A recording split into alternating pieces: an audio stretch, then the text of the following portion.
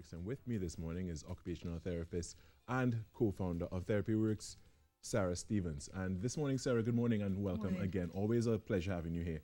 And this morning we're going to speak about aside from World Down Syndrome Day itself, which is carded for March 21st, we are going to speak about some of the things that parents and caregivers looking after those with Down syndrome can do at home to help. Yeah.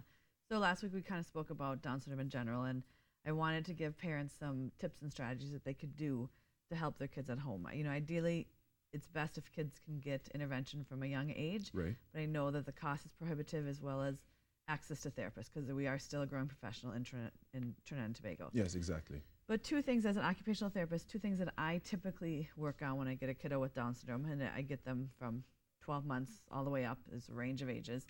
But I'll look at working on their gross motor skills, but building core strength, because they oftentimes will have low muscle tone. That's a characteristic of someone with Down syndrome. Okay. And so we'll work on building core strength, because once you can build core strength, then you can sit at the table and attend and, you know, climb, play on things. And also work on building fine motor control. You said that, so that is one of the physiological effects of Down syndrome itself. Is it that you have less muscle strength itself, or is it muscle mass, and is it something that you could train to get better at? Yeah, it's they present with low muscle tone.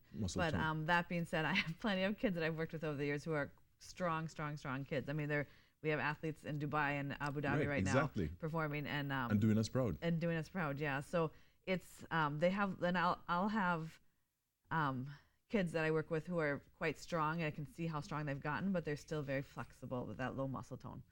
So one thing I do with them when they're little is, and I advise parents, they could get like a yoga ball, or if they're real little kids, they could get just a beach ball to work on building core. And these exercises really, they should be done once the child they're able to sit on their own and have head control, because you don't want to put them on a therapy ball if they don't have good head control yet. Right, because then we run the risk of injury, possibly. Exactly. So I like to set them on a yoga ball and with the hands on the hips, and you can do bouncing, you can kind of rock side to side. That helps build that core. Right. And remember, as occupational therapists and doing this sort of thing with kids, their occupation is play. So you don't want to do, okay, now we're going to do 30 seconds of ab workout, and then we're going to do, 10 seconds of leaning to the side. We want to make it into play. So I might have them sit on a ball, and they lean over to pick up a bean bag or a bead to string, and they lean over the side. So they're working on building those core abs and the core strength, but it's not exercise. It's fun. It's play. Yeah, it's in a play format, so it's something that they'd be more inclined to get involved in. Exactly. What are some of your things we can do at home?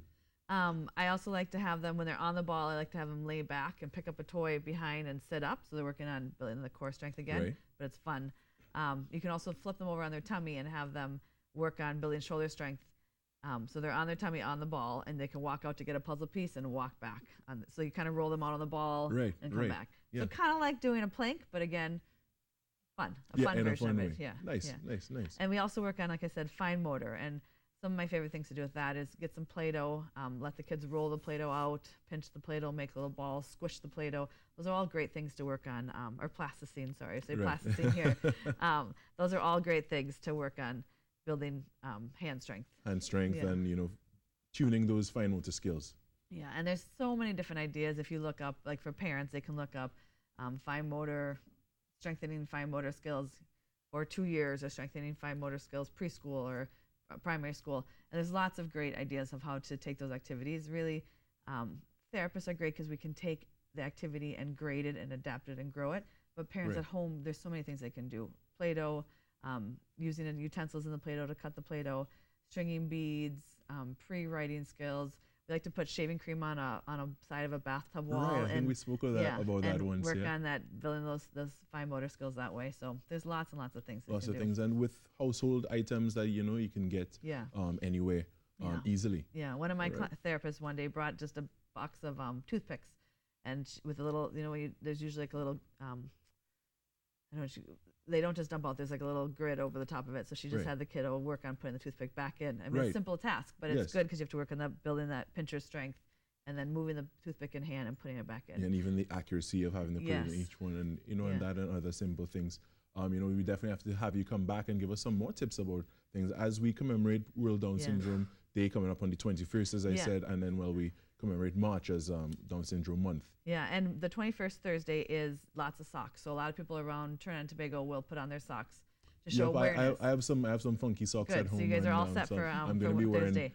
But the one thing I want to tell, because we talked about this last week, is awareness is very key. Right. But I think we're ready to move past awareness, and we're ready to take action. Action, exactly. And so, you know, as much as wearing your socks is a great thing, I encourage preschools to possibly take one child with Down syndrome, or we need to find a primary school that if they have a child, you know, you can't just take them and plop them in the school. There has to be things put in place. Maybe they need an aid, that sort of thing.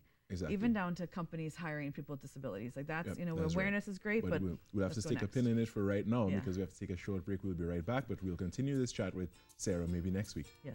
All right. Thank you so much, Sarah Stevens. Thanks.